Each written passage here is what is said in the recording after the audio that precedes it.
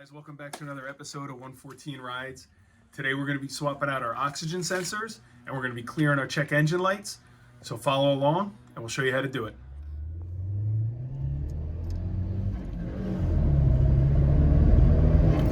Okay guys, this is pretty exciting. We're actually taking the Mazda for its first test drive.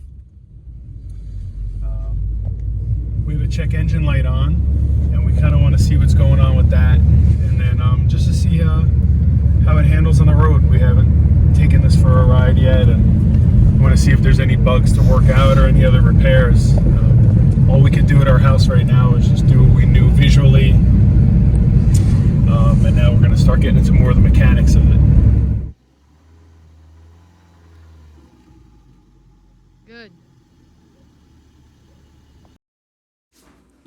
Alright guys, just make sure you hit your oxygen sensors with some penetrating oil before you get started. It's a good idea to do it a couple days before and the day of. We pulled up the code and we got a P0031 for the oxygen sensor. We got a code P0171. The system's too lean. We think that's from the oxygen sensor. So when we put that in, we'll see what's up. And then we got a code P0301 and we think that's also from the oxygen sensor. But if it's not, we'll just replace the spark plugs and see if that clears it up.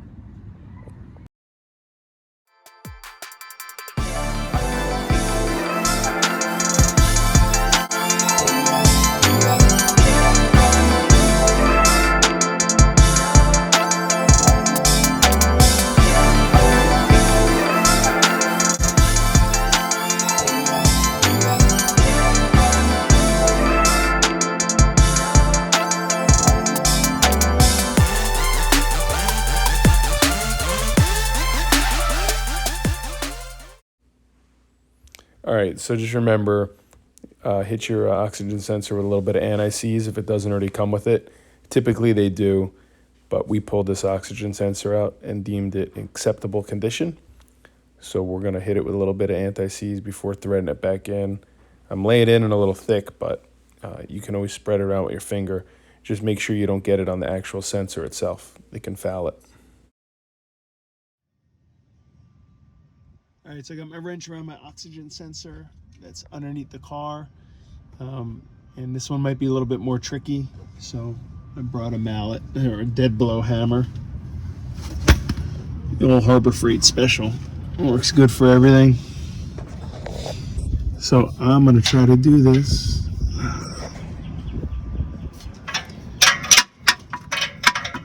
While I'm holding the camera. Let's see what happens here.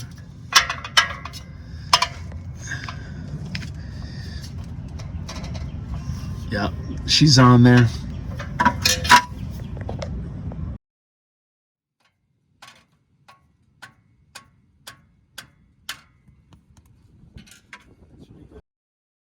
For this particular car, the electrical connection for the oxygen sensor is under the intake manifold. And we followed it and unhooked it. And it's the gray connector right there. So yeah. Just a little tip, guys. The connector mounts underneath the intake manifold right here. If you twist it 180 degrees on the top side, you have a little push button there. Just push that down and you really have to wiggle these out. They can be seized up. We had a hard time, but we got ours out. So now we'll go ahead and we're gonna wrap an open-ended wrench down onto the oxygen sensor. That way we can get a good hit on it with the rubber mallet. So we dropped the oxygen sensor connector down. We ended up cutting the electrical connector.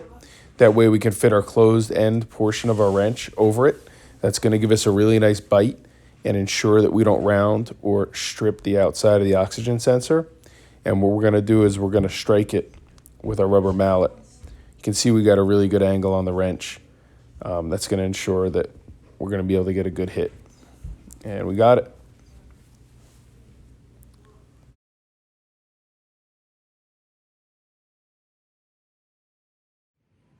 Alright guys, we decided to go with ultra power oxygen sensors. These are literally the cheapest oxygen sensors that you can buy off Amazon. We'll leave a link for the description below. We got the front oxygen sensor, the upstream, and we also got the downstream. So since we're replacing the downstream, let's open this up and kind of take a look at what we got going on here. Unboxing time. Yeah, unboxing time. I think these were $20 or so. So what I'm looking for is that this has a little bit of anti-seize on it, which it does, which is perfect. Okay, so we're gonna hop underneath the car. What we're gonna do is we're gonna thread this in first, and we're gonna leave this last because we want to be able to run this up without being twisted. You never want to install your connector first. Okay, you always thread this in. So we're gonna get on the car and take care of that. New oxygen sensors in. Just don't forget, on the old oxygen sensor, you actually have a little plug that goes right here to stabilize it on the steering rack. So we just use a zip tie and then we just cut it short and that should stabilize it. Now you're gonna probably need a partner for this step unless you tie a little piece of string to it. But what I'm gonna do is I'm gonna try to send the connector straight up here to Noah. Okay, Noah, you ready? Yep. Got it. You got it? Okay, hold it there. Okay guys, so after the oxygen sensors are in, we have the car running and we have our scanner hooked back up. And this is just a cheap generic scanner. This is a $20 deal. I think it was from Walmart. But anyway, you're gonna see the same 3 codes up. So what we're gonna do is, we're gonna erase the codes. And then you can see once I hit the button, the check engine light turns off. Now we're gonna go take the car for a test drive.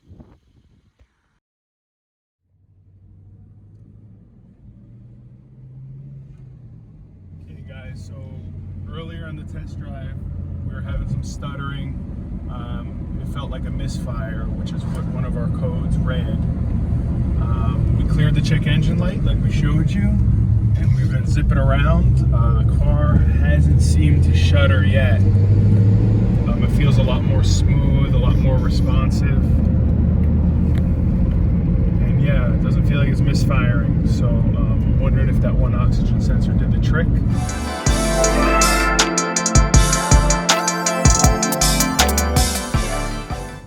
So during the test drive, the check engine light came back on. Not a big deal. We're gonna go back to the house and we're gonna run the scanner over it and make sure that we're not getting any more oxygen sensor codes. Hopefully, it's something along the lines of a misfire. We'd have to get into the spark plugs. So we'll see you guys back at the house. We'll show you what we get.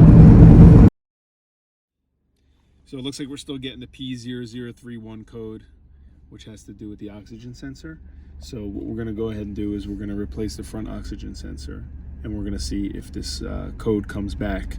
Although after reading, I found that bank 1 was closer to the catalytic converter. But that may not be the case. So it doesn't hurt. We have the part. We'll go ahead and swap it out and see if that works. All right, guys, we are back. We swapped out the oxygen sensor in the front, and we're gonna go take this baby for a test drive. All right, guys, so we're about 5 minutes into our test drive. The car is definitely running a lot better, a little bit more responsive. We noticed on initial startup that we smelled a lot more fuel in the system, which is a good sign considering that one of our codes it was giving us was a lean engine code. So it's still breaking up at higher RPMs. We're going to kind of investigate, look into vacuum leaks, potential spark issue. Plugs might be a little too gapped, and the turbo can be blowing it out. In addition, we also hit boost cut in the second gear.